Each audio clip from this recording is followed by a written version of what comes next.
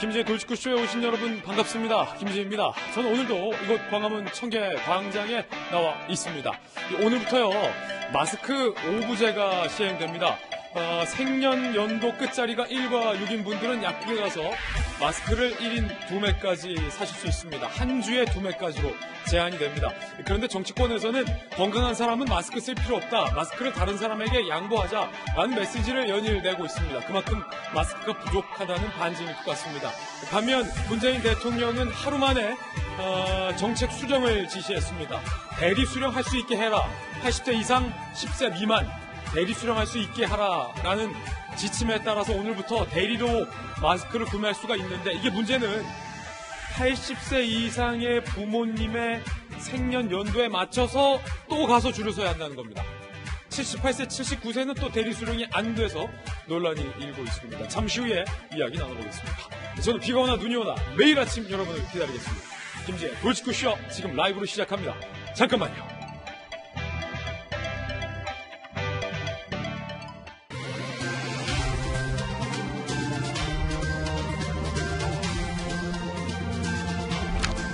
신문 읽어주는 남자입니다. 오늘부터 마스크 5부제가 실시가 됩니다. 대리 구매가 가능해졌지만 대신 구매해주는 분의 생년에 맞춰서 그날에 가서 또 줄을 서야 한다는 번거로움은 여전합니다. 잠시 후에 이야기 나눠보겠습니다. 오늘 조간신문 어떤 뉴스 보도하고 있는지 지금부터 함께 하시죠. 먼저 동아일보입니다. 이탈리아의 증가세가 무섭습니다. 하루에 1247명. 미국 워싱턴에서도 확진자가 나왔습니다.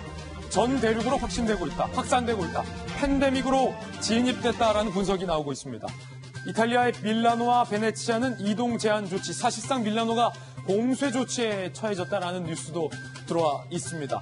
대한민국의 확진자 수도 주말 사이에 200명대로 줄어들었습니다. 일시적으로 줄어든 것인지 감소 추세로 들어간 것인지는 아직은 확신할 수는 없지만, 그래도 코로나19가 서서히 잡히고 있는 것 아니냐라는 조심스러운 분석도 나오고 있습니다만, 그래도 300명 가까운 수는 적은 수가 아니기 때문에 끝까지 방심해선 안 된다라는 전문가들의 경고도 나오고 있습니다. 다음 신문입니다. 이번엔 서울신문입니다. 오늘부터 마스크 5부제가 시행이 됩니다. 일주일에 한 번 구매할 수 있고, 나의 생년 끝자리 수에 맞춰서 오늘은 1, 6자리 생년 끝자리이신 분들이 구매를 할 수 있는데, 마스크가 부족해서 정치권에서는 마스크를 양보하자라는 메시지를 내고 있습니다. 취약계층과 의료진에게 우선 공급하자라는 목소리입니다. 그런데 일각에서는 코로나19가 사람 가려서 확산되느냐,密집된 공간에 있는 사람들은 누구나 감염 대상이 될 수 있고, 서울, 경기도 100여 명이 넘어섰다라는 것을 불안해하시는 분들이 많다라는 겁니다. 일단은 모두가 마스크를 쓰라라고 말할 때는 언제고, 이제 와서 마스크 구매를 자제하자라고 말하는 것에 대해서 불안하다는 여러분의 목소리도 만만치 않습니다. 여러분들의 생각은 어떠십니까? 다음 신문입니다. 이번엔 조선일보입니다.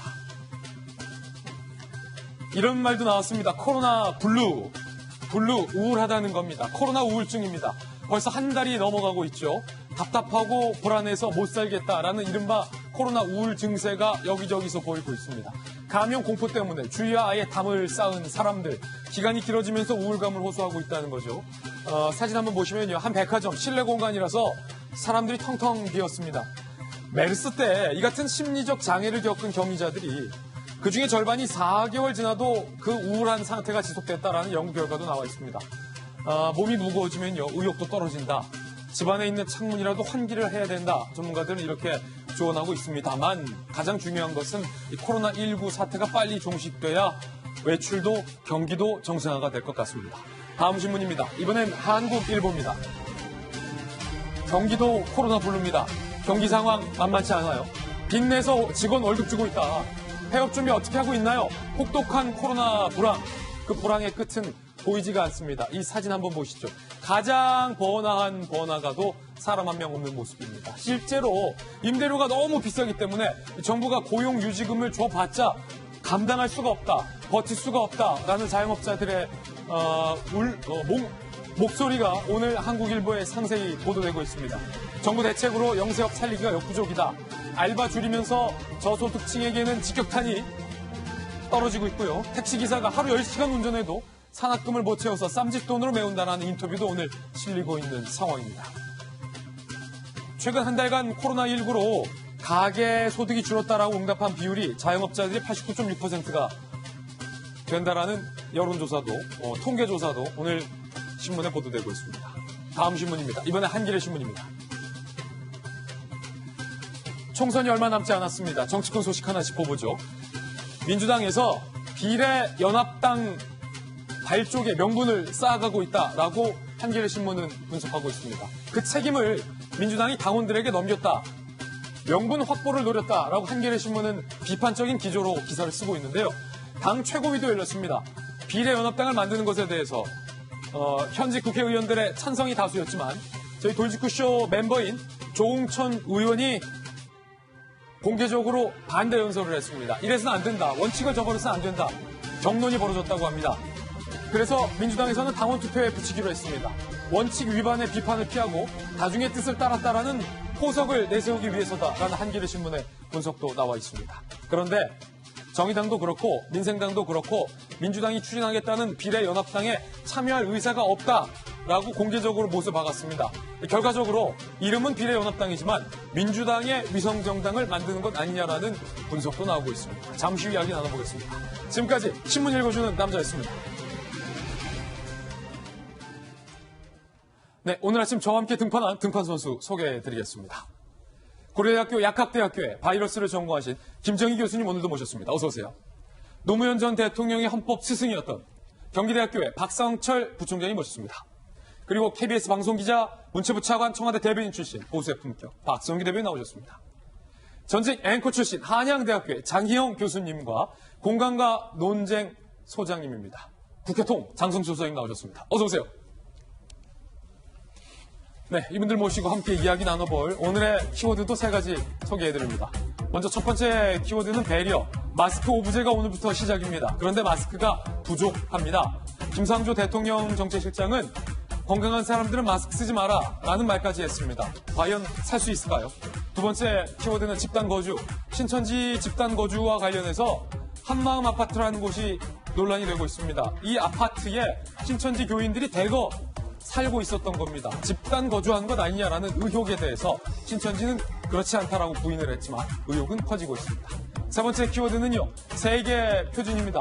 보건복지부 박능우 장관이 우리나라의 방역 수준이 최고다라고 엄지척을 했습니다. 실제 엄지를 들어올리진 않았지만 자화자찬을 한 겁니다. 그런데 밤사이에 사망자가 또 한 명 나와서 사망자는 51명이 기록됐습니다.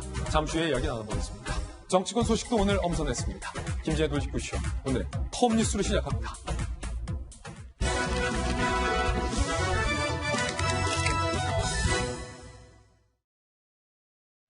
네, 톱뉴스 주제부터 공개합니다. 바로 이겁니다. 확진자 추세는 꺾였지만 점점점의 의미는 무엇일까요? 주말 사이에 하루 발생한 확진자 수가 줄었습니다. 그런데 오늘, 그러니까 어제부터 오늘 하루 사이에 발생할 확진자 수는 잠시 후 질병관리본부가 발표를 해봐야 할 것 같습니다. 일단은 주말 사이에 추세부터 함께 살펴보시죠. 코로나19 국내 확진자 현황을 보시면요.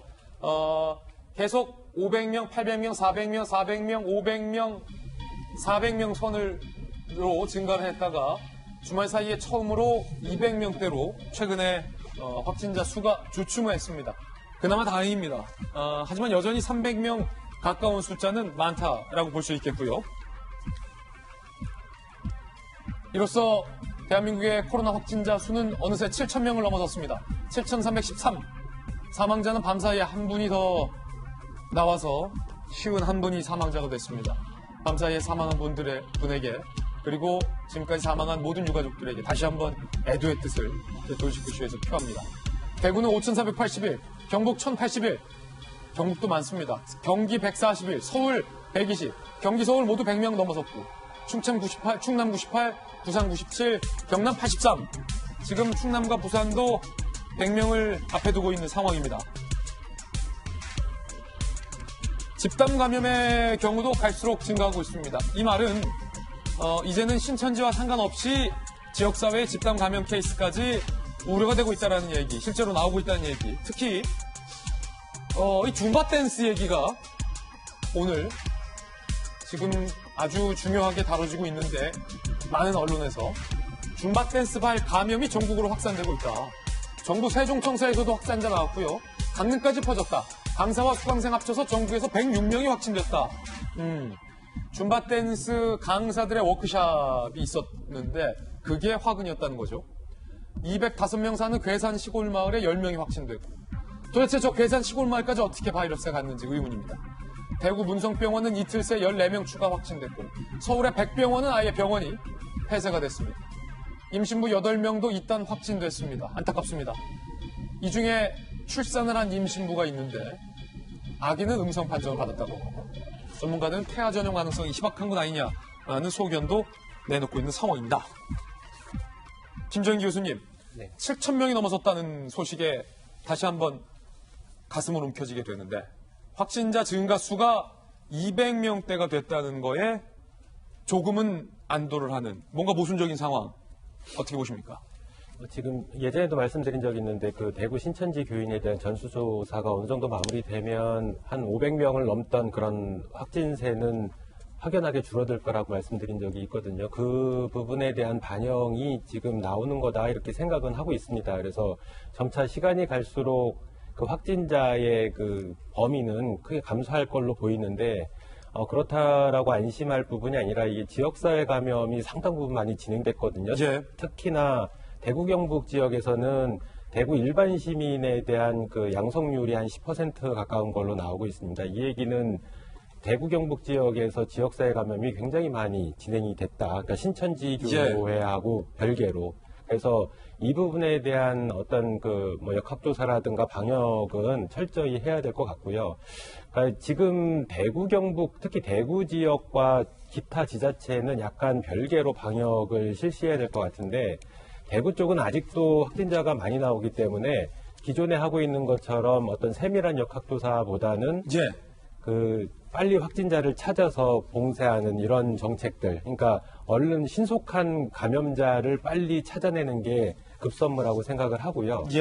반면에 다른 지자체 같은 경우에는 아직까지는 보건 인력의 여력이 좀 있을 걸로 보입니다. 그래서 지자체별로 그 세밀한 역학조사를 시행을 해야 될 것 같고요. 그래서 뭐 지금 소규모 집단 감염 이런 말을 쓰고 있는데 그 실제로 보면 소규모가 아니거든요. 지금 줌바 댄스 같은 경우에도 소규모가 아닙니다. 소규모 아니다. 예, 일선 그 뭐 요양병원이라든가 병원 내 감염 같은 게 말로 대구 경북 지역에 비해서 굉장히 적다라는 부분이지 소규모가 아니에요. 언제든지 지금 이제 발생하고 있는 그런 확진 건수가 이 순간에 잘못 방역을 하게 되면 과거 대구 신천지와 같은 대규모 집단 감염으로 발전할 가능성이 굉장히 높습니다. 그래서 이 부분의 동선이라든가 이런 부분에 대해서 세밀한 역학조사가 반드시 필요할 것 같고요. 그래서 이런 부분을 잘 고려를 해서 그러니까 중앙정부의 그 보건당국과 지자체의 보건당국이 굉장히 긴밀하게 협력을 해서 불협화음 없이 신속하게 이런 방역을 수행을 해야만 앞으로 지금 안정화되고 있는 이런 추세를 좀 지속할 수 있지 않을까 이렇게 생각을 하고 있습니다. 특히 앞서 말씀드렸던 것처럼 서울 백병원 같은 경우는요. 응급실과 외래, 입원병동 일부를 폐쇄 조치까지 한 경우가 나온 겁니다. 질병관리본부의 이야기 들어보실 텐데 의료진 노출, 의료기관 노출이 가장 위험한 시나리오다라고 여전히 위험성을 경고했습니다. 들어보시죠. 인구가 1,000만, 2,000만이고 또 굉장히 밀집된 그런 환경이기 때문에 이런 그 밀폐된 환경에서 집단 폭로 시에 또는 의료기관 노출 시에 가장 위험한 시나리오라고 보고 있습니다. 전 세계적인 그런 발생 동향이 다시 또 유입의 우려성을 높이기 때문에 해외 유입에 대한 우려 이 부분을 좀 같이 전망을 하면서 대응을 하고 전 세계적인 이 유행의 추세, 그러니까 확진 양상, 대한민국을 제외한 다른 곳에서의 어떤 확진 양상도 거세지고 있기 때문에 오히려 다시 해외를 통한 대한민국으로의 유입도 이제는 경계를 해야 한다는 것이었습니다. 전 세계도 비상입니다. 사실상 팬데믹에 진입한 건 아니냐라는 조심스러운 전망도 나오고 있습니다. 일단 일본, 한국에서 제3국 거쳐서 입국해도 2주간 격리하기로 했고요. 비자를 새로 발급받아야 합니다. 일본 내에 거주지 없으면 호텔에서 사실상 격리를 시키고요. 2주간 숙박, 교통비 본인이 다 내야 한다고 합니다. 일본 당분간 못 가실 것 같고요. 중국 푸젠성 코로나 격리 호텔이 2초 만에 붕괴되는 일. 38명이 구조되고 10명이 사망, 23명은 실종했습니다. 이 호텔 7년 됐는데 7년밖에 안 된 호텔인데 여기에 확진자들을 격리했던 호텔이라고 해요. 그런데 공교롭게 2초 만에 붕괴가 됐다는 것. 한국인 4명 같은 도시 다른 호텔 격리가 돼 있는 것으로 알려지고 있고요. 미국은 수도 워싱턴 DC도 뚫렸습니다. 449명. 뉴욕주는 비상사태 선포. 이탈리아가 상황이 안 좋습니다. 하루 사이에 확진자가 1000명 이상 급증을 했습니다. 이탈리아가. 누적 확진자가 7,375명.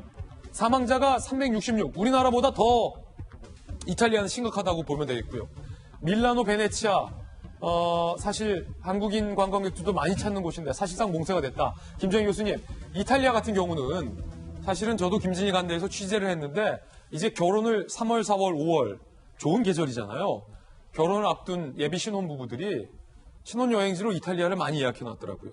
그런데 확진자 7,375명에 사망자가 366명에 밀라노, 베네치아도 봉쇄가 돼서 예비 신혼부부들은 예약해놓은 예약 금액, 호텔 14박 15일 예약해놓은 거 다 지금 날려야 된다라고 울상인 사람도 많은데 이탈리아가 왜 이렇게 심각한 건가요?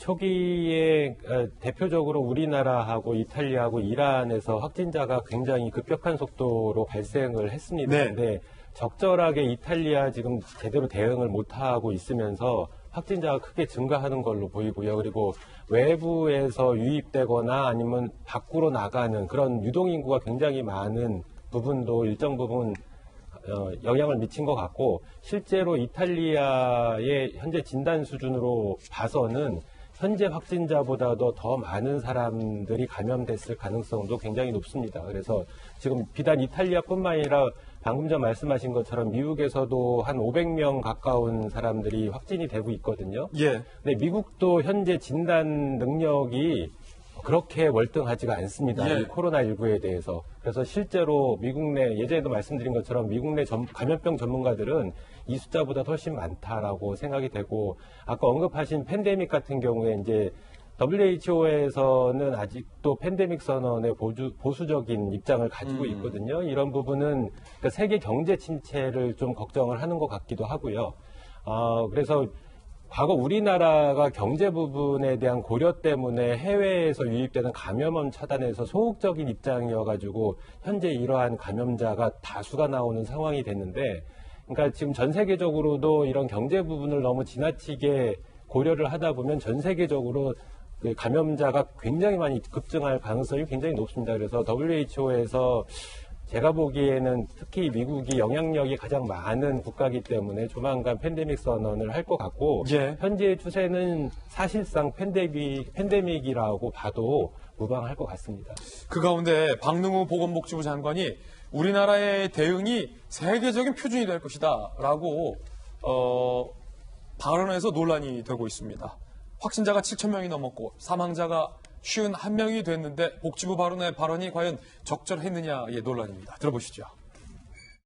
세계 그 어느 나라보다 빠르고 많은 진단검사를 실시하고 있습니다. 성차 검진, 즉 드라이브 스루 방식의 검체 채취나 GPS 정보를 이용한 역학조사 등은 세계적인 모범 사례가 될 것이라 생각합니다. 대구 경북이 점차 안정화되는 변화가 나타나는 초기 상황으로 판단되며 우리나라의 대응이 다른 나라의 모범 사례이자 세계적인 표준이 될 수 있을 것입니다. 박능우 장관이 자화자찬을 한 발언입니다. 이에 대해서 전문가들은 과연 어떻게 이야기했을까요? 이재갑 한림대 감염내과 교수는요, 중앙일보와의 인터뷰에서 복지부 장관이 본인 입으로 하는 것을 보면서 깜짝 놀랐다.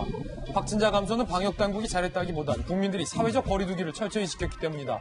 TK분들께서 견뎌낸 희생에 의한 것이다. 라고 이야기를 했습니다. 대한의사협회 회장, 최대집 회장 같은 경우는 방역을 잘했다 잘못했다라는 평가는 확진 환자와 사망자, 치료 장애가 얼마나 나왔느냐로 판단하는 것이다. 사망자가 크게 늘어날 수도 있는 상황에서 장관이 지나치게 잘못된 인식을 갖고 있다라고 비판을 했습니다. 일단 두 분 생각은 어떠신지 여쭤볼 텐데 청와대에 계셨던 박성규 전 대변인께서 보시기에 박능우 장관의 이 발언 어떻게 보세요? 박능우 장관이 국민의 마음을 잘 살피지 못하시네요. 때와 장소를 가려서 말씀을 좀 진중하게 하셨으면 좋겠는데 그럴 때는 아니죠. 지금 7,000명 이상의 확진자가 나오고 계속 사망자까지 나오고 있는 상황에서 그래도 우리가 잘하고 있다? 잘하고 있다, 잘못하고 있다는 최종 결과가 나온 다음에 본인이 판단할 것도 아니고 국민이 판단하고 전문가들이 판단해야 하지만 지금 좀 줄어들고 있는 추세를 가지고 저렇게 얘기하는 것은 시기적으로 대단히 적절하지 않다는 얘기를 분명히 좀 하고 싶고요. 예. 이 문제뿐만 아니라 박능우 장관의 얘기에 우리가 주목하는 것은 국면마다 상황에 맞지 않는 말을 가지고 국민의 가슴을 더 아프게 한 적이 있지 않습니까? 또 어떤 발언이었죠? 가령 우리나라에 들어오는 중국인들을 입국 제한해야 한다고 했을 때 중국 사람 때문이 아니고 그 가장 많은 부분은 우리 한국인이 재입국하는 부분에서 감염이 더 많이 이루어지고 있다는 얘기를 한다든지. 국회에서? 예. 왜 저랬을까 하는 생각이 들면서 책임 있는 자리에 있는 분들의 말 한마디 한마디가 왜 저렇게 국민의 마음을 살피지 못할까? 말 한마디 힘에 대해서 제가 얘기 좀 하고 싶어요. 이런 예. 얘기 있어요. 이혜인이라고 하는 수녀님 자신 잘 아시죠? 예. 그분이 이런 얘기를 써는 걸 봤어요. 암이 걸렸대요. 암이 걸렸는데 사람들이 와서 막 위로를 하더랍니다. 뭐라고? 요즘 암 아무것도 아니에요. 감기처럼 지나가는 거니까 괜찮으실 거예요. 수녀님. 이 얘기하는데 그 얘기가 듣기가 그렇게 싫더래요. 한마디도 위로가 안 되더래요. 오히려 상처가 되더래요. 그런데 자기가 위로받은 얘기가 한마디 있대요. 김수환 추기경이 딱 찾아오셔서 한마디를 하시더랍니다. 뭐라고? 그래, 대단하다, 수녀. 이 말씀 하셨대요. 암 걸렸어? 잘 견뎌내고 있는 너 대단하다. 그 말씀 한마디가 그렇게 위로가 되더랍니다. 그렇군요. 예, 말 좀 가려주셨으면 좋겠어요. 박상기 교수님.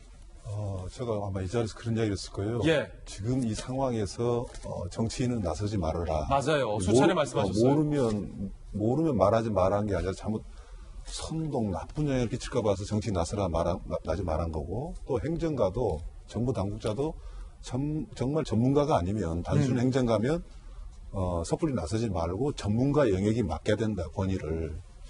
지금 보건복지부 장관이 지금 요 복지 쪽이 있고 보건 쪽이 있어요. 예. 근데 박능우 장관은 복지 쪽 전공이거든요. 그렇군요. 그럼 보건 아직 모른단 말이죠. 예. 또 전문가가 이야기하도 좀 불안할 수 있는데 모르는 사람이 세계 모범이다 이렇게 이야기해버리니까 지구 최고. 그 효과는 엄청나게 크단 말이죠. 덕담을 하기 위해서 자신감을 가져라고 그랬다라고 이야기도 할 수 있지만 요즘 희망 고문이란 말 많이 하잖아요. 희망 고문. 잘못 이야기했다가는 오히려 더 고통스러울 수 있다는 건데 예. 그것보다도 저 발언 하나하나가 묘하게 긴장감을 흐트러버려요. 지금 가장 필요한 것은 정부 당국은 긴장을 하고 긴장해라. 그걸 보고 국민들도 같이 긴장을 하지. 방심하지 마. 긴장을 해서 좋은 결과가 나와야지. 그냥 세계 모범이다. 우리 잘하고 있구나라고 풀려버리는 순간. 예. 자 보십시오. 과연 박능우 장관이 저 말을 했다고 해서 국민들이 우리 이제 믿어도 된다 그러겠습니까? 예. 그 결과가 나오잖아요. 매일 몇 명이 확진자가 되고 몇 명이 사망을 했고 이야기 나오지 않습니까? 예. 말 안 해도 국민들이 체감을 하거든요. 네. 그래서 저 부분은 전문가도 조심하지만 비전문가인 장관이 사실 보건복지부 장관이 지금 전문가여야 돼요. 예. 근데 박능우 장관 이야기하면서 굉장히 섣부당한 거고 제가 정부 당국한테 제발 말씀드리고 싶은 것은 모든 평가는 국민이 합니다. 국민이 하기 전에 언론이 해주고 정부 당국자는 정말 송구스럽다, 죄송하다, 최선을 다하겠다 이 한마디가 그리고 결과를 보여주면 그게 신뢰가 이제 가는 문제거든요. 예. 제가 마지막으로 특히 이제 장관들 중에서 특히 중앙본부가 섰지 않습니까? 그러면 그 위치 때문에 직위 때문에 자기한테 발언권이 올 때가 있어요. 과거의 유신 때 우리가 유신 정권 그러면 지금도 유신 정권 훌륭하다는 사람 별로 없습니다. 예. 굉장히 비판을 많이 하는데 그 중에 하나가 독재도 독재지만 그 비전문가가 딱 제일 높은 자리에 올라가 있어요. 그리고 전문가한테 설명을 듣고 비전문가가 딱 결정을 내려요. 즉 전문가가 설당이 없었던 때 과거 독재 시절이에요. 그래서 장관들이 좀 자기 격에 맞지 않은 말을 하면 꼭 옛날 유신 시절을 보는 것 같다는 이야기를 하거든요. 이 예. 말은요. 지금 시대에 맞지 않은 공직자라는 뜻이거든요. 예. 특히 문재인 정부에. 그런데 박능우 장관이 제가 이제 며칠 처음에 이야기 시작할 때 저분은 보건 쪽이 아니고 복지부니까 말 실수할 수밖에 없다라고 저는 생각한단 말이죠. 근데 저런 분이 이야기 저렇게 하니까 꼭 저는 유신 때 국민들이요. 국민을 바보로 하는 거죠. 그냥 세계적 모범이다 이야기를 하는 것 하면 효과가 있겠지라고 선의의 생각은 가졌을 거예요. 예. 그 효과는 너무나도 안 좋은 효과가 나올 수 있기 때문에 이것은 단순하게 말을 조심해라는 차원이 아니라 자기 직분에 있는 지금 뭡니까? 중앙 그 질병대책본부의 1차장이면 어떻게 보면은 좀 묘한 표현입니다만 2인자란 말이죠. 예. 가장 중요한 발언을 할 위치에 있는 분이 저런 발언을 한 것은 매우 부적절하고 때로는 위험, 재앙까지 초래할 수 있기 때문에 정말 상가했으면 좋겠다 말씀드렸습니다. 박상철 부총장님의 강력한 돌직구 발언인데 사실은 얼마 전에 우리가 그 화면도 봤잖아요. 장승수 시장이 박원순 서울시장이 지금 정부가 지난 정부 때 대응보다 메르스 때보다 네. 훨씬 잘하고 있다. 네. 라는 발언 때문에 많은 분들이 사실은 꼭 본인 입으로 이렇게 해야 됐나라고 아쉬움을 갖기도 했는데 이번엔 복지부 장관의 발언이죠. 지금 확진자가 7,000명이 넘어가고 사망자가 50명이 넘었습니다. 지구 최고의 방역을 담당하고 있는 박능우 장관을 우리가 장관으로 갖고 있는 대한민국 국민이 현 상황에서 그러면 감사해야 됩니까? 저는 중국과 좀 비교하고 싶은데요. 중국에서는 지금 중국 언론에서는 시진핑 주석을 재난에서 구한 영웅이다. 국민을 최우선으로 생각하는 지도자다라고 지금 찬양을 하고 있답니다. 거기 댓글 하나만 소개시켜 드릴게요. 예. 네티즌들이요. 토할 것 같답니다. 중국 네티즌들이. 네, 토할 예. 것 같다라는 그런 댓글을 썼답니다. 정부 당국자들 말 조심했으면 좋겠습니다. 예. 이번엔 저희가 준비한 두 번째 이슈를 소개하겠습니다. 바로 이겁니다. 신천지와 관련해서 집단 거주 의혹이 불거졌습니다. 한마음 아파트라는 아파트 단지가 있는데 대구의 한마음 아파트에 주민 중에 상당수가 신천지 교인이다. 일각에서는 신천지 교인들이 집단 거주한 것 아니냐라는 의혹을 갖고 있습니다. 일단 한마음 아파트 미스테리부터 풀어보고서 그리고 여권 안팎에서 불거지고 있는 이른바 대구 망원에 관련된 논란도 들려드리겠습니다. 한마음 미스테리 확진자 46명이 나왔는데 대구 한마음 아파트 오늘 15일까지 국내에서 아파트가 통째로 코호트 격리되는 건 처음 나온 사례가 됐습니다. 지난달 19일 아파트 내에 첫 감염자가 발생을 했고 이후 자가격리 조치에도 환자가 증가했다. 지난 4일 역학수사 결과 신천지 교인이 집단으로 거주한다라는 사실이 확인됐습니다. 전체 입주민 140명 중에 94명이 신천지 교인, 입주민의 67%가 신천지 교인이고 부근의 신천지 교회가 가깝다고 하죠. 이 중에 46명 확진 판정이 나왔는데 모두 다 신천지 교인이다 라는 거죠. 신천지 교인의 집단 거주지처럼 된 이유가 무엇일까라는 분석도 나오고 있는데 35세 이하 여성 근로자만 입주 자격이 있다. 신천지 교인 중에 20, 30대 여성의 비중이 상당하다고 해요. 대구시 관계자는 신천지 포교의 주요 표적인 젊은 층이 모여 사는 곳이기 때문이다. 젊은 층 여성들이 많아서 포교 타깃이 됐을 가능성이라는 분석이 나오고 있고요. 대구시 관계자의 발언이었어요. 그리고 신천지 교인이 아닌 거주자들은 교인과의 동거인 포함해서 모두 음성이 나왔어요. 신천지 전직 교인 동아일보와의 인터뷰에서 같은 아파트에 사는 교인들은 예배 외에도 소규모 모임을 많이 갖는다. 집단 감염의 우려가 크다.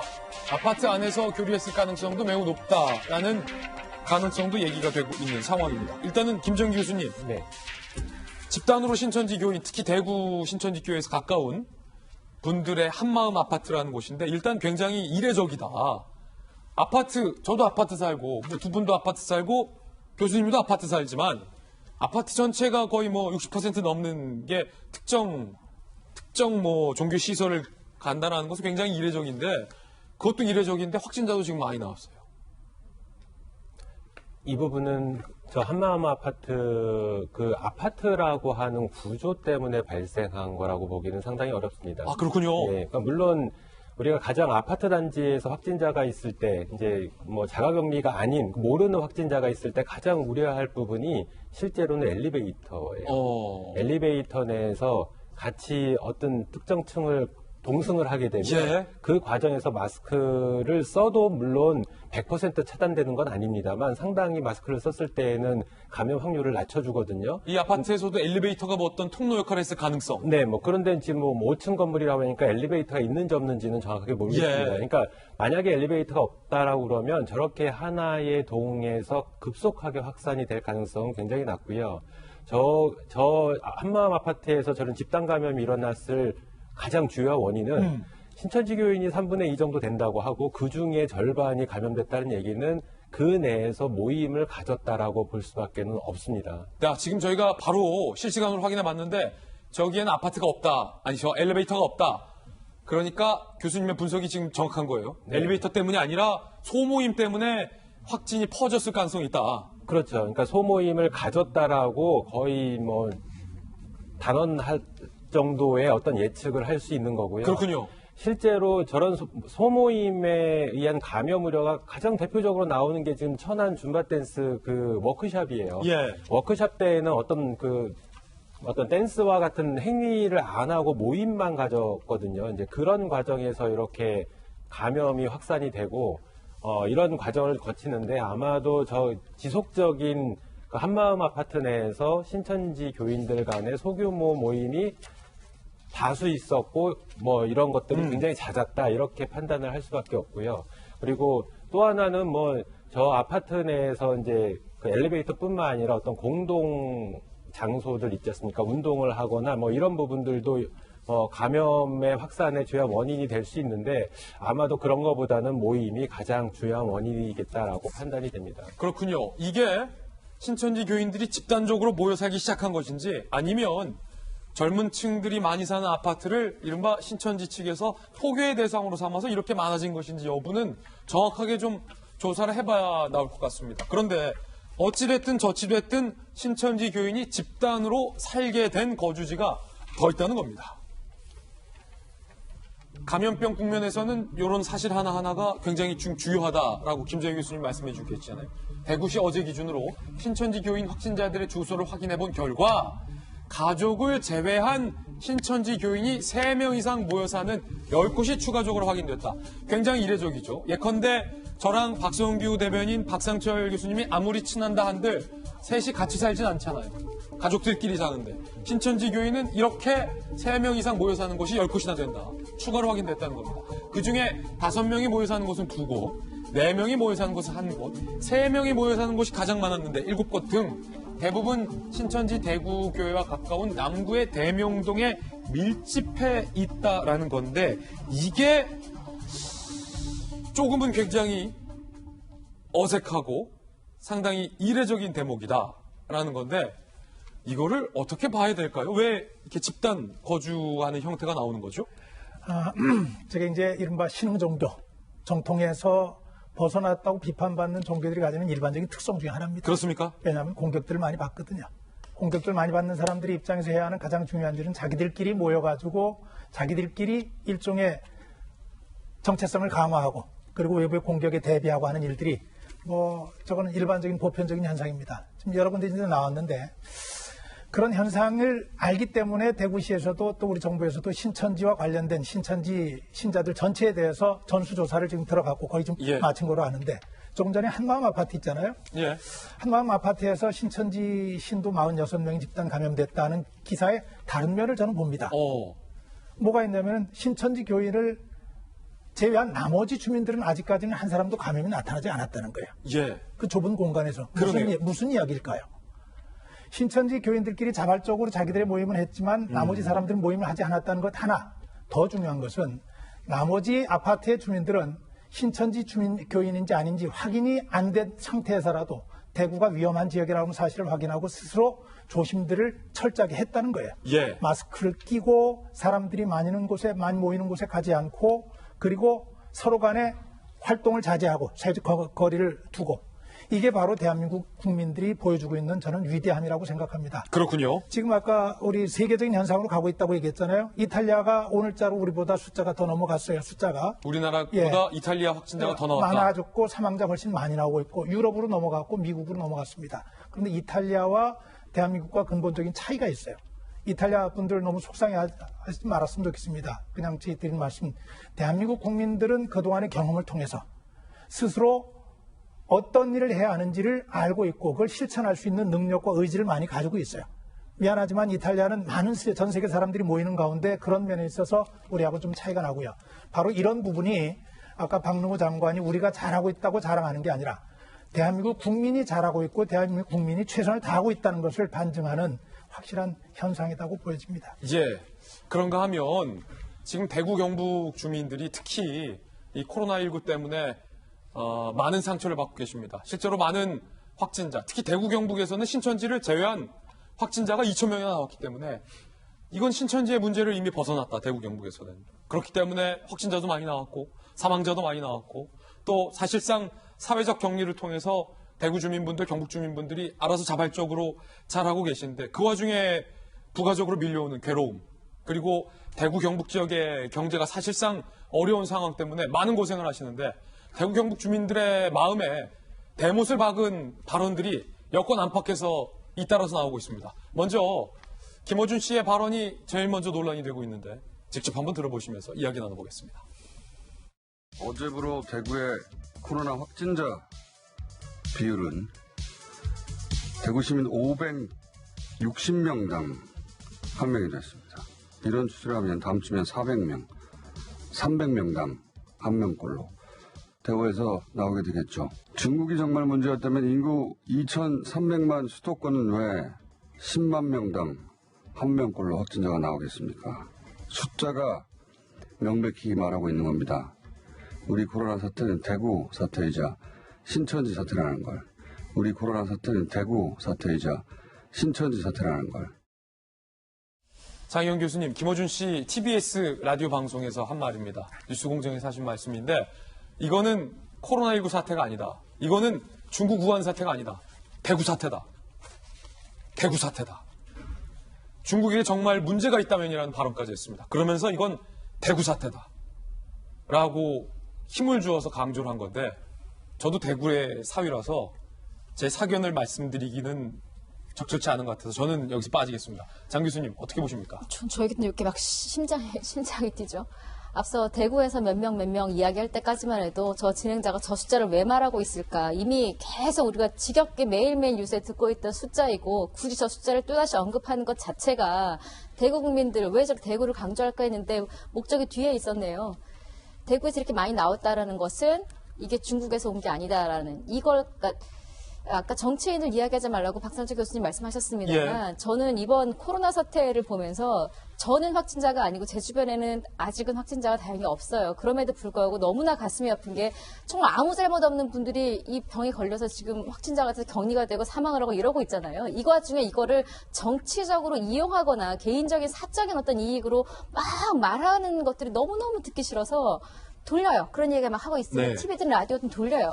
근데 지금 이분은 진행자세요. 근데 진행자가 이렇게 방향성을 가지고 가는 것 자체는 청취자 모두를 잘못하면 호도하는 결과를 낳을 수도 있고 무엇보다도 지금 우한 폐렴 쓰지 말자고 인도적인 차원에서 이러고 있는 이 와중에 코로나 사태고 신천지 사태다라고 프레임을 아무리 전환하려고 한들 지금은 제가 볼 때는 과거에는 모르겠어요. 이런 식으로 이렇게 쓱 몰아가는 게 사람들이 그렇지. 그러네. 저렇게 숫자까지 얘기해 주니까 설득이 되잖아요. 저게 굉장히 기법 중에 하나예요. 명확한 수치를 제시하면 사람들이 하고 전문가처럼 빠져들거든요. 예. 그 결과가 나오면 그렇구나.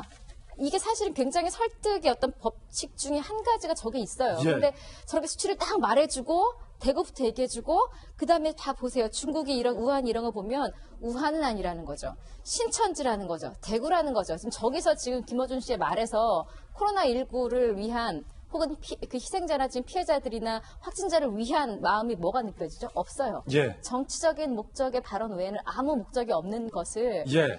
왜 저는 지금 제가 들으면 심장이 뛴다라는 게 어떻게 저렇게 몰아갈 수가 있죠? 그러니까 그래서 얻는 게 뭐죠? 장 신천지 교수님의 사태라고 분석은 해서?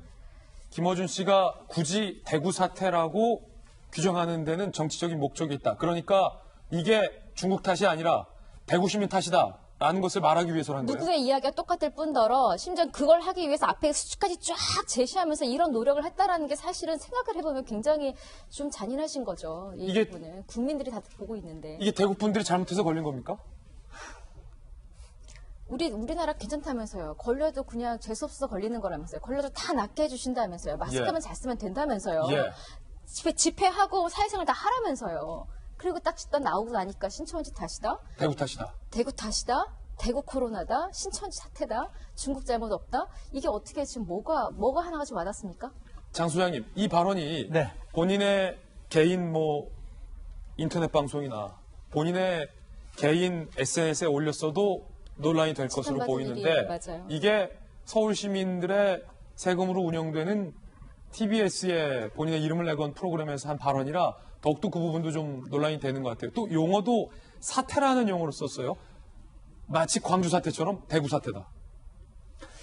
참 저분이 중국 방송국의 그 앵커가 아니잖아요. 그 아나운서가 아니잖아요. 중국 앵커가 저렇게 얘기해도 어마어마하게 화를 내야 될 일일 텐데 한국인이 어떻게 저런 얘기를 하죠? 저거는 정치적인 의도가 있다고밖에 볼 수밖에 없어요. 특정 지역과 신천지라는 특정 집단에서 감염이 됐기 때문에 이 정부의 방역의 잘못은 없다라는 것에 대한 정당성과 논리를 부여하기 위해서 저런 얘기를 하는 것 같아요. 하지만 대구 경북 분들 마음 아프게 하고 울게 해서 얻을 수 있는 게 뭡니까? 총선을 앞두고 좀 자기 진영의 편을 들어주겠다라는 것 같은데 정말 나쁜 분이에요. 그리고 정말 잘못된 발언을 한 것이다. 저 부분에 사과하고 해명해야 된다라는 생각이 드네요. 예. 그런가 하면 이른바 대구를 울리는 망언 논란이 있는 발언들과 글이 또 나왔습니다. 이 부분인데요. 더불어민주당 부산시당 관계자 디지털 홍보 소통단 부단장을 했었던 이모 씨가 그제 SNS에 더 무능한 미통당을 찍으면 큰일 난다. 신천지와 코로나19 위협, 대구 경북에서만 두드러지게 심각한 이유는 한국당과 그것들을 광신하는 지역민들의 엄청난 무능도 큰 몫을 한다. 그러니까 대구 경북 지역 주민들이 특정 정당을 찍었기 때문에 그것이 굉장히 무능했기 때문에 확진 사태가 나온다라는 취지로 해석이 가능할 것 같은데요. 현재 해당 글은 삭제됐다고요. 또 다른 분입니다. 민주당 전국 청년위원회 정책위원회 A씨는요. 지난 1일 친여 성향 온라인 커뮤니티에 대구는 손절해도 된다. 대구 경북의 감염자가 아무리 폭증해도 타 지역까지 번지지만 않는다면 상관없다. 민주당을 지지하는 다른 지역은 안전하게 잘 보호해줘서 문 대통령에 대한 신뢰가 더 강해졌다라는 글을 올리기도 했습니다. 분명히 이제 말씀드릴 걸 우리 박상철 교수님도 나오셨지만 저희 돌직구쇼에 출연했던 민주당의 현역 의원들도 많잖아요. 민주당의 지도부와 민주당의 현역 기류는 지금 대구 경북도 우리 주민이다. 발벗고 지금 나서자. 아는 게 분명한 기류라는 건 말씀드립니다. 그런데 여기저기서 불쑥불쑥 김어준 부산시당 관계자 민주당 청년위원 본류와 상관없는 분들이 불쑥불쑥 왜 이렇게 상처 주는 발언들을 하시는지 그게 좀 답답하다는 거죠? 그렇죠. 저는 그냥 저 사람들의 수준인지 저는 인격이라고 봅니다. 그렇군요. 그러면서도 대통령한테는 힘 빠지는 일이죠. 같이 그냥 발벗고 나서서 역시 대통령과 같은 집권 세력인 더불어민주당은 일사불란하게 정말 이 코로나19에 대해서 최선을 다하고 있구나라는 신뢰감을 주지를 못하는 망정. 이 정치인, 아까 우리 장 교수님도 말씀했습니다마는 이 정치인들의 말 한마디는요, 참 문제가 내용은 아무것도 없고 오히려 정말 실질 내용과 정반대이면서도 큰 힘을, 유력을 발휘한다는 것이 이게 좀 서글픈 사실이에요. 네. 예를 들어서요. 저는 대구 문제, 특히 신천지 문제 부분은 저는 심각하게 저는 생각한다고 생각을 하거든요. 저런 발언 때문에 김어준 씨, 아까 이모 씨, A모 씨 이런 친구들 말 때문에 진짜 제가 신천지에 대한 이야기를 할 수가 없단 말이죠. 오히려. 그리고 실질적으로 신천지에 문제점 있는 것들을 해명하려도 저런 이야기 때문에 집권 여당에서 혹은 옆에서 우호적인 발언하는 사람들이 정치적으로 신천지를 몰아붙여가지고 정치에 유리하게 하려는 거 아니냐라고 생각하는 것이 우리 국민의 수준 아닙니까? 예. 그러니까 이야기하고 싶어도 못한다 이 말이죠. 예를 들어서 저는 실컷 비판했다 치고요. 지금 이제 경기도에서 신천지 문제 가지고 약간 강력하게 하고 있는 이재명 지사에 대해서 비판하는 사람도 많은 걸 봤어요. 정치적이다. 이따 이야기 또 나올 것도 같습니다만은. 그런데요, 과연 이 신천지 문제를 해결하지 않고 이 문제를 해결할 수 있습니까? 우리가 좀 수치로 보고 현장서 보고 우리 조금 전에 봤지 않습니까? 이 신천지 문제야 가장 효과적으로 해결해내야 될 우리가 산불로 치면 가장 큰 산불 중에 하나란 말이죠. 물론 그거 잡는다고 다 잡는 건 아니지만 저는 이재명 효과 그러면 어쨌든 경기도의 신천지의 그 교주에 해당되는 분이 살고 있잖아요. 그 사람 집에 가서 뭐 코로나에 걸리지도 않은 사람을 뭐 의심이 가니까 당신 말이야 이거 검사해라라고 했을 때 그 효과는 굉장히 크다고 봅니다. 그러니까 다른 도에서도 신천지에 대해서 대구에서도 행정 조치를 자신 있게 하고 왜? 우리나라는 종교에 대해서요 굉장히 관용적이고 어떤 두려움이 있어서 정치권에서 함부로 권한 발동을 못 하거든요. 예. 혹시 표가 날아가고 오해를 받을 것 같아서. 그런데 이제 다른 시도에서도 신천지 문제를 발본색원해야 된다라는 게 나와요. 물론 이 중에 정치적으로 활용도 하지만 이 외에도 과연 대구 지역 같은 경우도 우리가 각별하게 대구에 대해서 모든 정성을 사실 대구에 있는 사람이 가장 고통스러울 거 아니겠습니까? 이걸 사태라고 규정해서는 안 되죠. 절대 안 된다. 대구의 슬픔이고 대구의 다른 이야기를 해줘야 되겠죠. 예. 이런 부분을 하고 있습니다. 하고 있음에도 불구하고 김어준 씨라든가 이런 말들이 단순한 화가 나는 차원이 아니라 그런 이 실질적으로 우리의 지금 이 고통스러운 걸 언제까지 갈 겁니까? 신천지고 대구 그 부분을 우리가 최대한 해결하고 이것이 이미 지역 감염이라 해서 불꽃 터지시 막 사방으로 확산이 되잖아요. 그래서 그 근원지에 대한 최선을 다할 수 있는 그런 힘을 국민들과 같이 해야 되는데 바로 거기에 힘을 빼버리는. 그러니까 박상조 총리는 방금 그래서 말씀하신 비판한 것처럼 겁니다. 이게 우리가 광주 민주화 운동, 물론 비유가 바로 되지는 않지만 민주화 운동이라고 하고 사퇴라고 안 하는 이유가 다 있다. 그렇죠. 김어준 씨도 대구 사퇴라고 해서는 안 된다라는 거죠. 그 같은 건 아니지만. 제가 하나만 예를 들면 예. 약간 동떨어진 이야기지만 제가 한번 구매 연설로 갔더만 광주 사태라 그래요. 제가 전라도 호남 사람입니다. 마이크 잡자마자 그랬어요. 저는 어릴 때 광주 민주화 운동이란 말을 듣고 항쟁이란 말을 듣고 자부심을 갖고 자랐는데 여기 오니까 왜 사태라 그럽니까? 웅성웅성하더라고요. 그 단어 하나에 해당된 사람은 굉장히 예민하거든요. 그래서 광주 대구 사태라는 표현 자체 쓴 것 자체가 바로 정치적인 의미와 그 사람의 철학이 보여버린 거죠. 예. 예, 잠깐 말씀 좀, 김현희가 한마디 드리고 갈까요? 예. 우리 인사가 만사라 그러잖아요. 인사가 만사라 그래요. 아까 지금 김어준 씨가 방송한 저 TBS 서울시에서 운영하고 있는 시민의 세금으로 운영하고 있는 방송사예요. 책임은 박원순 시장입니다.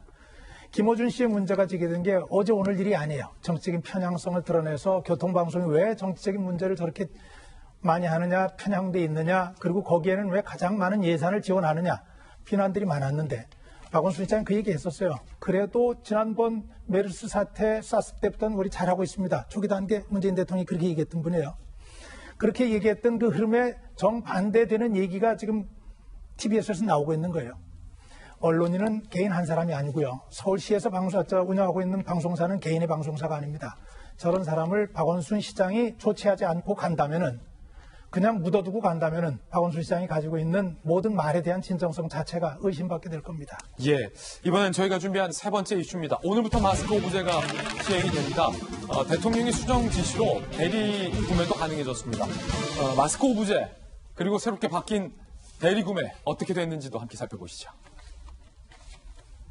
일단은 요거를 좀 잘 아셔야 될 것 같아요. 그러니까 출생연도의 끝자리 71년생과 76년생, 81년생과 86년생 등등은 오늘 구매를 할 수가 있고요. 72년생, 77년생 화요일, 73년생, 78년생 수요일, 74년생, 79년생, 64년생, 69년생, 84년생, 89년생 목요일, 그다음에 50은 금요일에 살 수가 있고요. 일주일에 1인당 2매씩 정해진 요일에 살 수가 있고요. 주민등록증, 신분증을 반드시 지참을 하셔야 합니다. 지참을 하셔야 됩니다. 그리고 다음 주 되면 다시 2개를 살 수가 있고요. 평일에 못 사신 분들은 주말에 사실 수가 있습니다. 대리 수령, 대신 구매해 줄 수 있는 사람의 범위 또 넓어졌고요.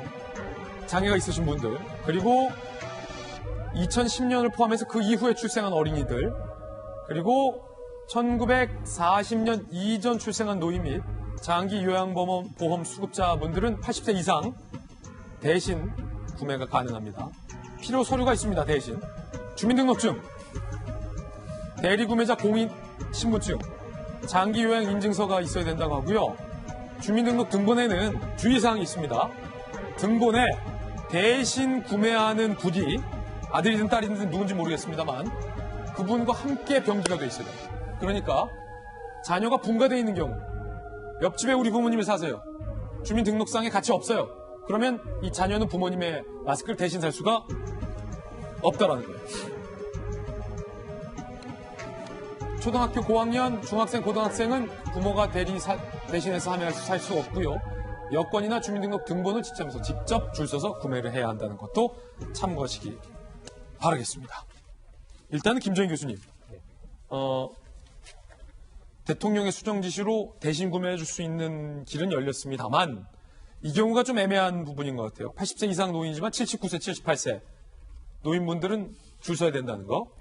그리고 조금 전에 제가 말했던 고령의 부모님이 계시는데 바로 옆집에 사시고 자녀분들이 바로 옆집에 살 경우는 주민등록 등본에 같이 나오지 않잖아요. 그럴 경우에는 대신 사줄 수가 없다라는 거죠. 그렇죠.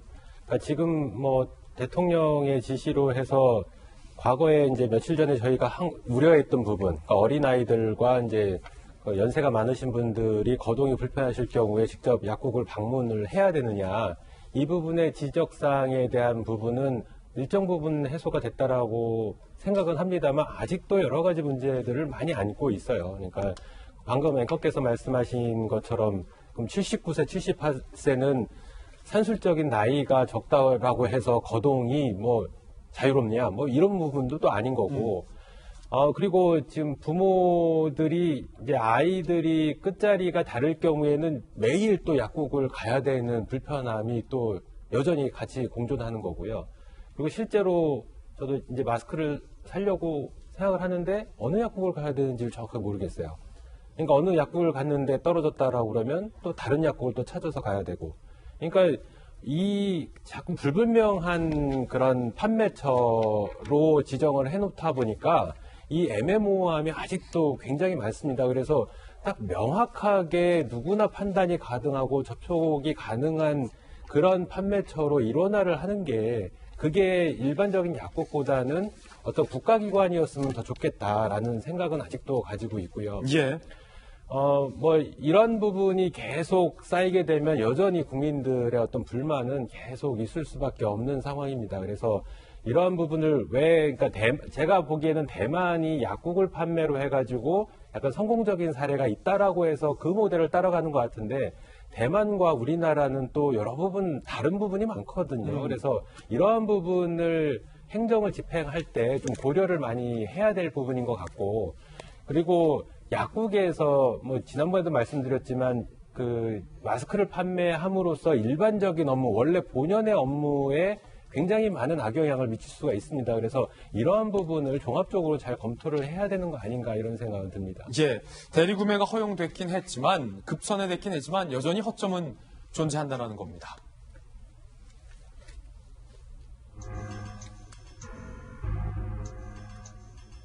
예컨대 81년생 엄마, 2012년생 딸이 있으면 월화 2번을 가야 두 사람의 몫을 구매 가능하다.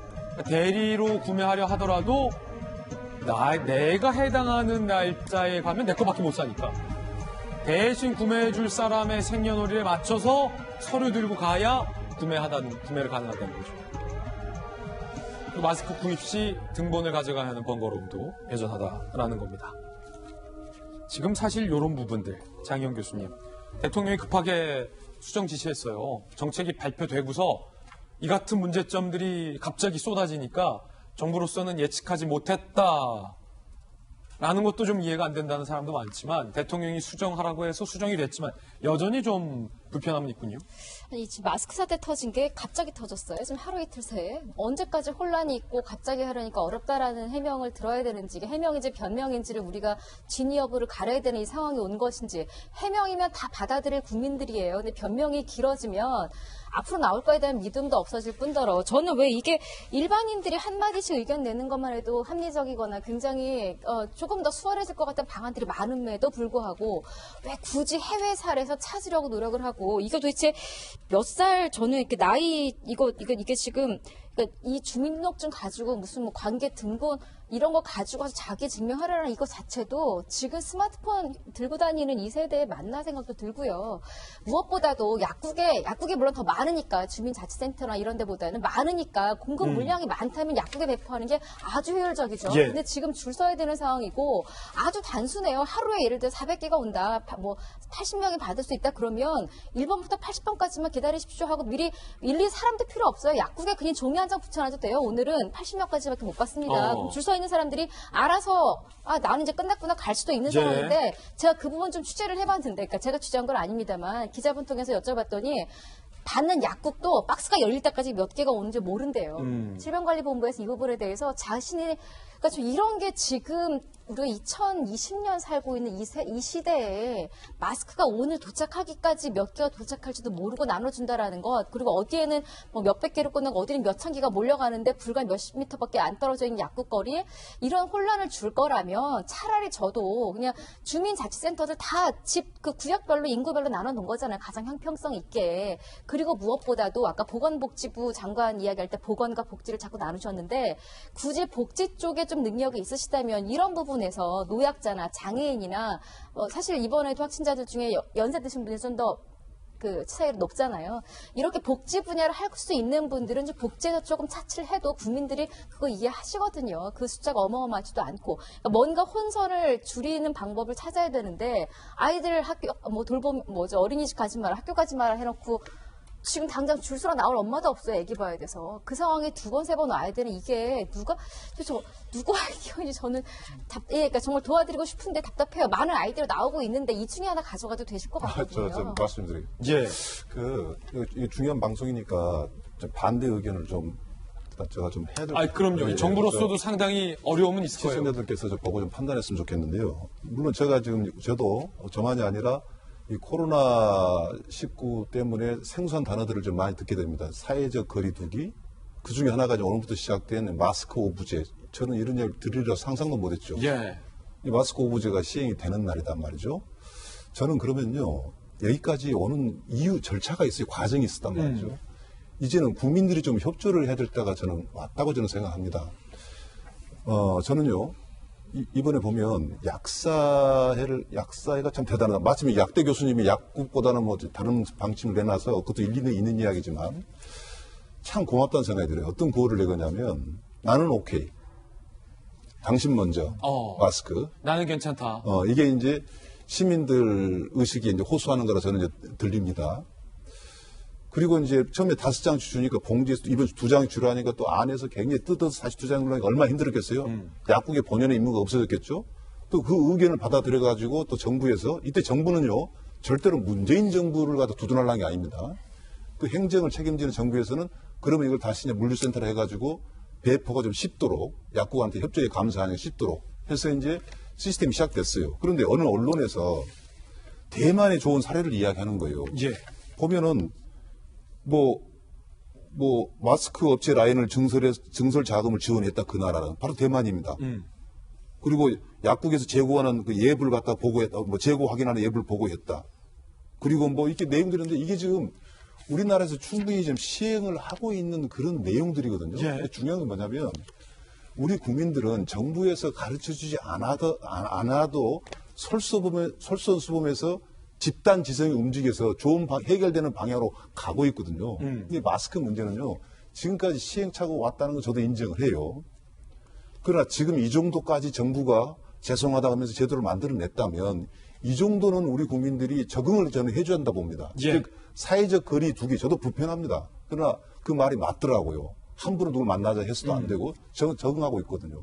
마찬가지로 마스크 오부제 우리 적응하자 이거죠. 저는 그 이야기를 하고 싶고 정부 잘했다 못했다는 거 아니에요. 여기까지 오기는 우리가 지킬 수 있는 최소한의 여러 가지 사례를 갖다 감안한 거기 때문에 이제는 한번 협조해서 가서 그래서 정 불편하면 또 바꿔보고 저는 이렇게 가자는 얘기를 제가 말씀을 드리고 싶고 어떤 누구 입장을 대변하는지 모르겠습니다만은 호소를 하고 싶습니다. 예.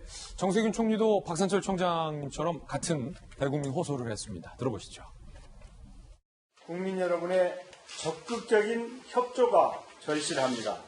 다소 불편하시더라도 꼭 필요한 사람이 우선적으로 구매할 수 있도록 양보와 배려, 콩 한 쪽도 나눈다는 심정으로 슬기롭게 극복해 나갑시다. 감염 위험성이 낮은 곳에서는 면 마스크 사용도 권장하고 있습니다. 저를 비롯한 공직사회가 먼저 면 마스크 사용에 앞장서겠습니다. 네, 총리의 당부까지 들어봤습니다. 장 소장님. 제가 박상철 교수님 되게 존경해서 예. 하시는 말씀에 반박을 여태까지 한 번도 안 했는데 아마 이렇게 적어 듣잖아요, 장 소장님은. 오늘 한 번만 좀 말씀드릴게요. 교수님 말씀 맞아요. 국민이 이해하고 협조해야 되는데 그러려면 정부가 사실관계를 정확하게 얘기를 해줘야 돼요. 예를 들면 정부는 얘기합니다. 자, 일주일에 2장씩 살 수 있어요 라고 얘기를 해요. 하지만 월요일 날 사는 분들이 1,040만 명 되거든요. 화요일 날도 그렇고 대략. 근데 공적인 마스크로 배분되는 거는 600만 장밖에 안 돼요. 그럼 거기서 2장씩 사면요. 우리나라 1,000만 명 중에서 그 월요일 날 살 수 있는 분이 300만 명밖에 안 돼요. 나머지 700만 명은 마스크를 살 수가 없어요. 이런 상황에 대해서 정확히 정부가 얘기를 해줘야죠. 그런 얘기는 안 하고 처음에는 2장씩 살 수 있어요 했다가 김상조 정책실장은 우리 아무리 생각해봐도 한 장밖에 못 드릴 것 같아요. 이런 식의 얘기를 했잖아요. 예. 이런 정책 당국자들 간의 혼선. 이것은 국민을 더 아프고 힘들게 하는 거라고 생각이 들고요. 공권력과 행정력이 왜 있습니까? 우리 동사무소 있잖아요. 파출소도 있고 가까운 데 있잖아요. 그런 데서 우리가 마스크를 공급하게 되면 지금 1,440억이라는 유통비용이 있잖아요. 그것도 절약할 수 있다라고 저는 생각이 들어요. 그렇기 때문에 너무 대만 사례만 이렇게 따라가려고 하지 말고 우리나라 현실에 맞는 그러한 조치를 취하는 것이 맞지 않느냐. 좀 그런 생각도 해봤습니다. 예, 정부의 이 공식적인 발언, 마스크 착용과 관련돼서 뭔가 묘한 기류 변화가 있는데 그것도 논란이 되고 있습니다.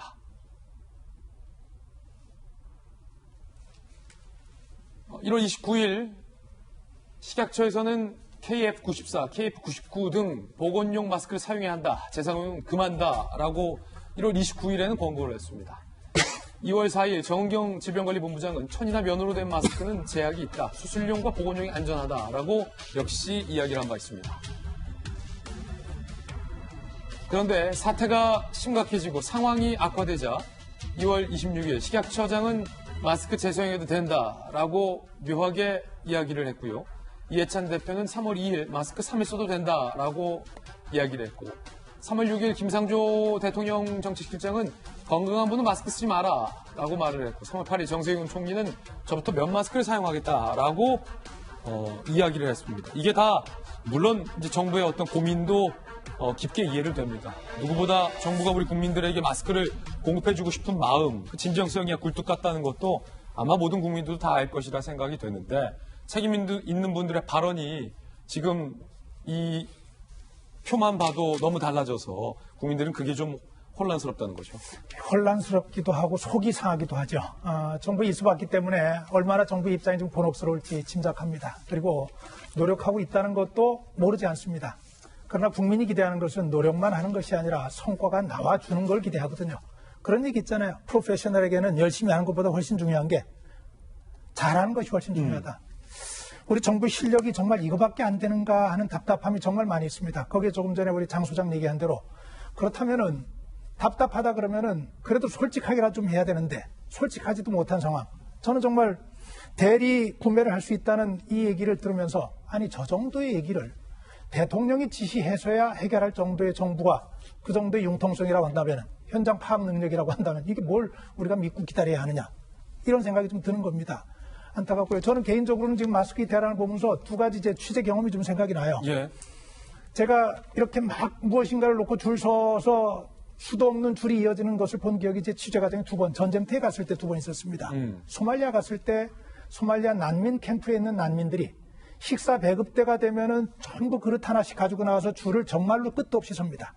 그러면 나눠줘요. 그 기억이 하나. 두 번째, 유고가 내전 상태에 있을 때 줄서에 기름이 없었어요. 그 기름을 사기 위해서 정말 바닥이 나는 상황을 알면서도 수도 없이 줄을 서서 기다리는, 거기서 정치인도 만나봤고 줄을 서 있는 사람 가운데 유명한 연예인도 만나봤고 봤습니다. 그런데 그런 모습을 내가 21세기 대한민국에서 이렇게 보게 되는 상상을 못했어요. 중요한 거는 그 나라들은 전쟁 상황이었어요. 우리는 지금 세계 10위 경제 대국이라고 하는 입장을 자랑하고 가장 과학적이고 가장 합리적으로 일을 처리한다고 하는 그걸 자랑 삼는 정부에서 벌어지는 일들이란 말이죠. 이 국민의 허탈감, 이 마음, 국민의 속상함을 좀 어떻게 달래주실 건지 좀 답답합니다, 많이. 예. 지금 뉴스 속보가 들어왔습니다. 질병관리본부의 브리핑이 있었던 건데, 어제 하루 확진자 수가 248명 증가했다. 그제와 마찬가지로 어제도 200명대의 숫자로 증가세가 주춤하고 있다라는 것으로 풀이가 될 것 같고요. 이로써 국내 코로나 확진자는 총 7,382명이 됐다는 뉴스 속보 전해드리겠습니다. 이번엔 저희가 준비한 다음 순서입니다. 이제 총선이 정말 얼마 안 남았습니다. 30 며칠 남았죠? 네. 30 며칠 남았죠? 네 번째 주제 공개합니다. 어느덧 총선이 이렇게 앞자리가 3자가 이렇게 훅 다가왔습니다. 당원 투표로 넘긴 여당의 비례당. 이번 총선, 요즘 총선의 이슈는 민주당이 비례민주당을 할 건가 안 할 건가와 관련된 겁니다. 이름은 비례연합당인데 그 비례연합당에 들어가야 한다는 정의당과 민생당은 나 거기 안 들어가겠다라고 선언한 상황이라 이름만 비례연합당이 아니냐라는 오늘 조간신문의 지적도 있습니다. 일단은 민주당 지도부의 발언이 묘하게 기류가 달라졌습니다. 이재명 대표는 공식적으로 미래통합당의 1당을 뺏겨서는 안 된다라는 발언을 했어요. 1당 뺏겨서 안 된다. 그러니까 이대로 있다간 통합당의 1당을 뺏길 수도 있겠다라는 어떤 발언인 걸로 보이죠. 이낙연 총리도 공동상임선대위원장이잖아요. 이낙연 전 총리가 비례민주당 설립과 관련돼서 비례민주당 만들자라는 식의 발언을 했는데 표현은 상당히 우아합니다. 비난은 잠시지만 책임은 4년이다. 이낙연 전 총리 특유의 화법으로 비례민주당은 만들자라는 찬동하는 의견인데 이렇게 표현을 한 거예요. 비난은 잠시지만 책임은 4년이다. 그러니까 만들자는 거죠. 일부 의원은요. 박근혜 전 대통령의 옥중서신 이후 야권, 보수가 뭉치고 있다. 그러니까 만들자라고 찬동을 했다고 합니다. 어제 비공개 최고위 회의에서 대부분 찬성 의견을 냈다고 합니다. 그런데 소수의 반대 의견이 있어서 그게 경론이었다고 하는데 그 소수의 반대 의견을 낸 국회의원들이 또 공교롭게 돌직구 출신의 조홍천 의원 등등이었다고요. 민주당은 당원 투표로 결정하기로 결정을 했습니다. 김성호 대변인요. 비난 화설을 당원에게 전가해 보르는 꼼수다라고 미래통합당에서는 비판을 했고요. 내부에서도 반대 목소리가 나왔다는 겁니다. 김혜영 최고위원 등 말바꾸기 논란, 중도층 이찰에 따른 수도권 역풍이 우려된다라고 반대했고요. 조홍천 의원 같은 경우는 아예 작심 발언을 했습니다. 조국 사태 이후 화풀이 상대 찾는 듯한데 집권 여당이 이래서 되겠냐? 원칙 없는 승리 꾀하려다가 원칙 없는 패배를 할 수도 있다. 조홍천 의원 좀 참지 못하고 또 가서 돌직구를 알렸습니다. 조국 사태 이후 화풀이 하라는 거냐라는 표현까지 써가면서 원칙 없는 비례민주당은 만들어서는 안 된다라고 반발을 한 겁니다. 물론 비례민주당을 만들자라는 안에 찬성하시는 분들도 많을 것이고 민주당이 비례민주당을 만들어서는 안 된다라고 찬성하신 분들도 반대하신 분들도 많으리라 생각됩니다. 비례연합당에 들어간다는 정의당은 들어가지 않겠다라고 얘기했습니다. 심상정 대표의 이야기 들어보시죠. 우리 당은 연동형 비례대표제의 취지를 훼손하는 그 어떤 비례정당에도 참여하지 않을 것이며 지금 범진보 개혁 세력의 승리를 위해서 가장 경계해야 할 것은 적을 이기고자 적을 닮아가는 내로남불의 정치입니다. 지금 내로남불이라는 말도 나왔습니다. 내로남불은 장 소장님, 네.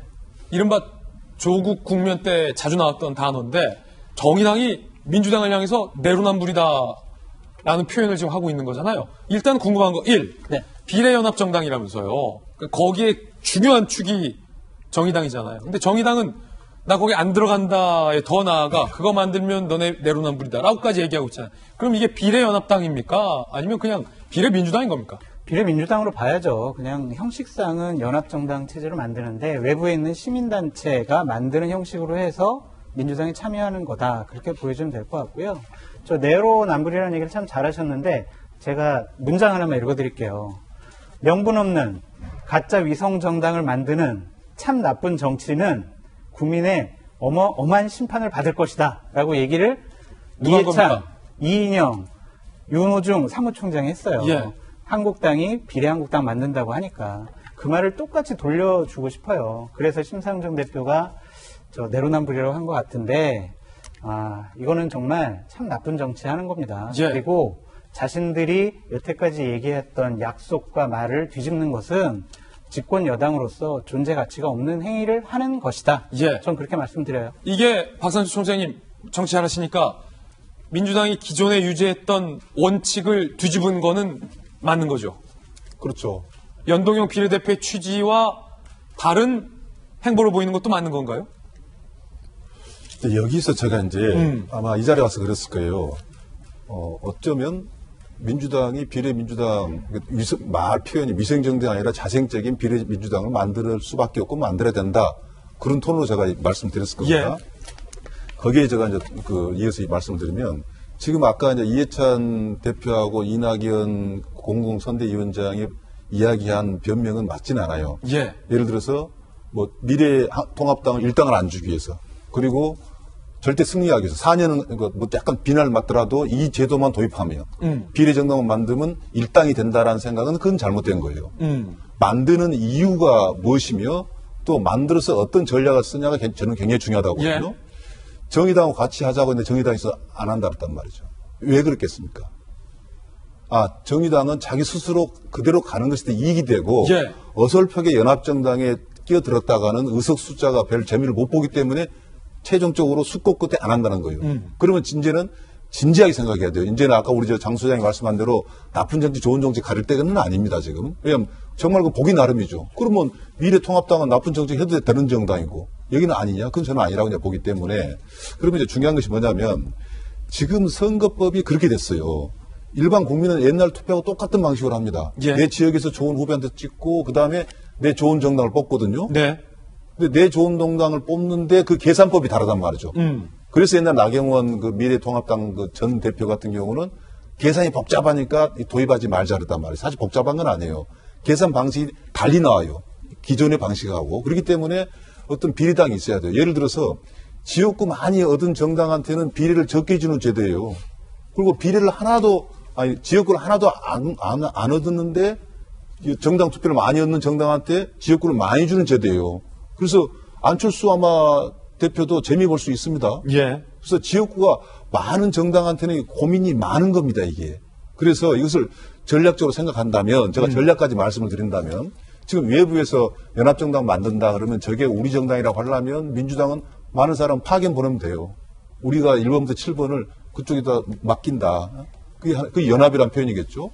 또 하나는 이제 그 전봉준과 손혜원 그 의원이 이제 만들고 있는 열린민주당 이름도 묘하게 지어놨잖아요. 예. 국민들이 볼 때 이거 찍어주면 민주당은 도움되는 것 같다 생각할 수 있지 않습니까? 그럴 때 이제 이런 거죠. 완전히 자생적인 위생정당이 있을 수 있고 이게 이제 정몽주 그 의원이 하고 있는 열린민주당이겠죠. 그 다음에 자발적으로 바깥에서 만들어지는 것이 있을 거죠. 그래서 위성도 보면은 위성이 우리 지구같이 다리 하나밖에 없는 위성 그 지구도 있지만 한 두세 개 위성이 돌아간 정도도 있잖아요. 예. 그렇다면은 이게 이제 복잡한 이제 정치적 전략 전술로 들어가는 겁니다. 그렇군요. 근데 이 장면을 옳으냐 그러냐로 판단해 버리면 또 한 달 전에 그렇게 말을 안 했는데 이 기준으로 하면은 이건 엉터리라고 이야기할 수 있지만 지금은 그런 상황이 아니기 때문에 지금 제가 당원 투표라고 이야기한 것도 저는 무책임해요. 이거 지도부가 책임지고 물론 당원들은 다 지지를 해주겠죠. 책임지고 왜 이걸 하며 왜 이걸 하고 그렇게 해야만이 되고 지지자들은 그래서 이렇게 투표를 해 주십시오. 예. 라고 솔직하게 정확하게 저는 이야기를 해야 되고 저는 다음 주 정도는 그런 그 과정으로 저는 간다고 생각합니다. 예. 그런가 하면 미래통합당에서는요, 이른바 홍준표 전 대표의 컷오프 후 폭풍이 살아있는 태풍입니다. 홍준표 전 대표가 오늘, 미래통합당의 공천, 본인의 컷오프를 상당히 강하게 비판하며 기자회견까지 밝히기로 했습니다. 컷오프된 양산을에 무소속으로 출마를 할 것인지 아니면 다른 묘수를 들고 올 건지 아직은 알 수 없습니다만 또 한 명의 컷오프가 됐죠. 김태호 전 최고 같은 경우도 무소속으로 나간다라고 울먹였습니다. 들어보시죠. 무소속 출마는 상상도 해보지 않은 일이에요. 저는 오늘 당을 잠시 떠납니다. 한 번도 떠나본 적이 없는 친정집 같은 당을 잠시 떠납니다.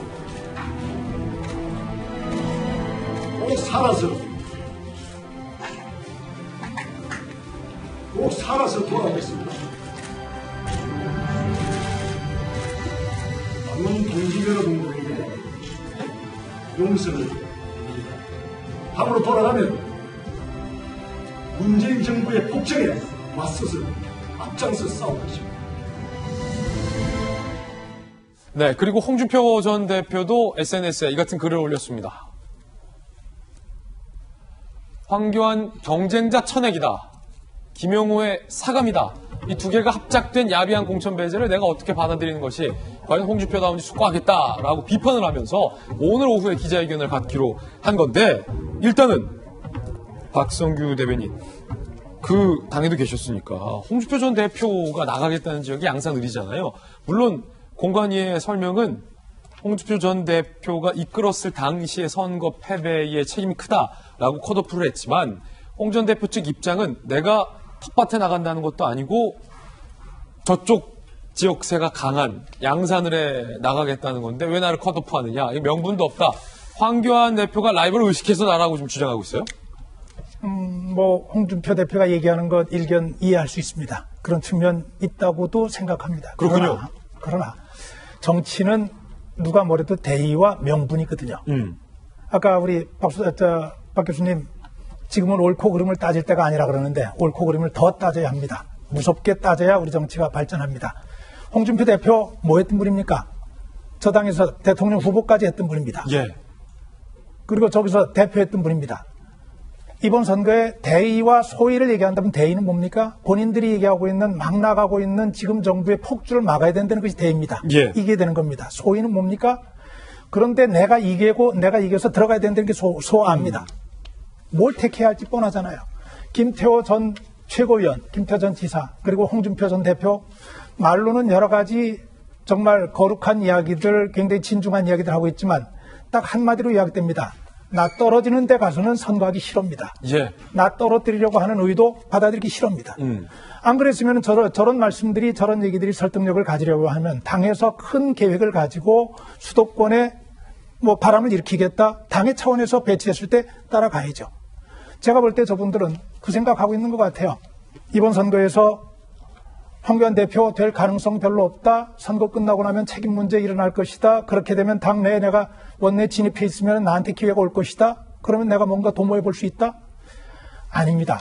저는 이분들께 그런 작은 생각만 하시지 말고 노무현 전 대통령을 보시라고 좀 보라고 좀 말씀드리고 싶어요. 저분 어때서 우리가 존경했고 어때서 많은 사람들이 대통령까지 뽑았습니까?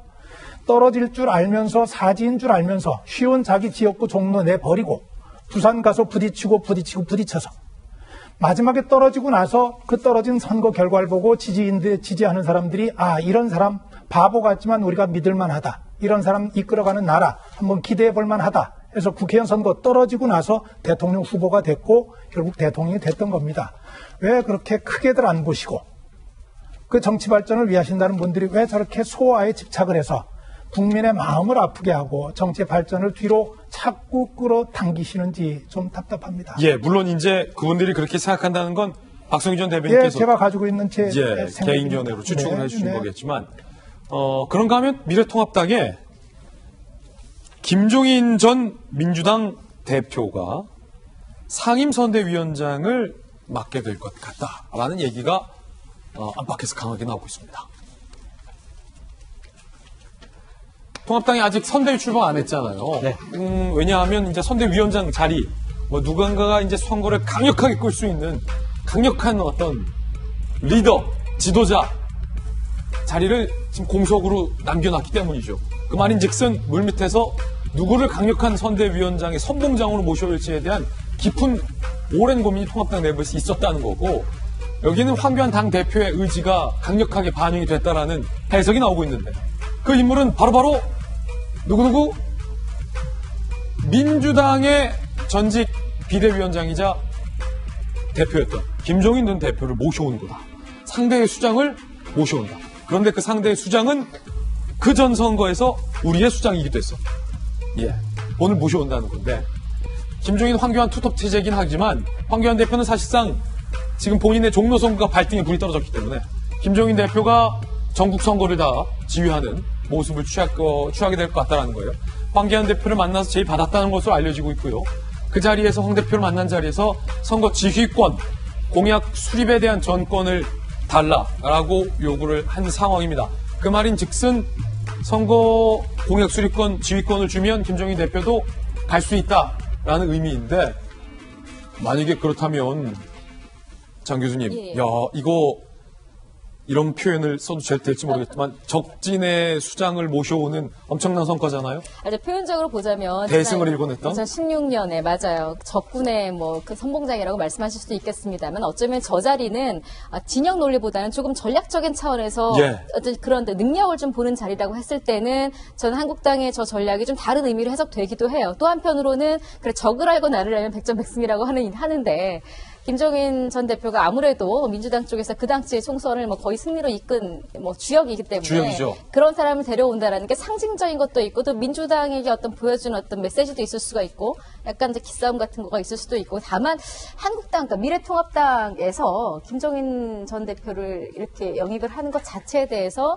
또 어떨까 당의 길을 좀 봐야 될 거라 생각이 들고 전 전략적으로는 사실은 진영 논리와는 상관없이 이번 건 가능하다는 생각도 듭니다. 예. 다만 전권을 또 다 달라 그러잖아요. 그렇죠. 당시처럼. 네, 이게 또 어느 선에서 될지.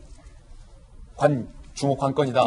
경제민주화가 사실은 시그니처인데 네. 당시 총선 때 김종인 대표의 경제민주화가 제대로 실현되지 않았던 부분에서 김종인 대표가 뭔가 배신감을 느끼고 나온 측면이 있는데 맞아요. 과연 한국당에서 이 경제민주화를 하고 싶은 대로 하시게 할지도 중요한 좀 관건일 것 같아요. 저희는 60초 광고 후에 돌아오겠습니다. 잠시 후에 뵙죠.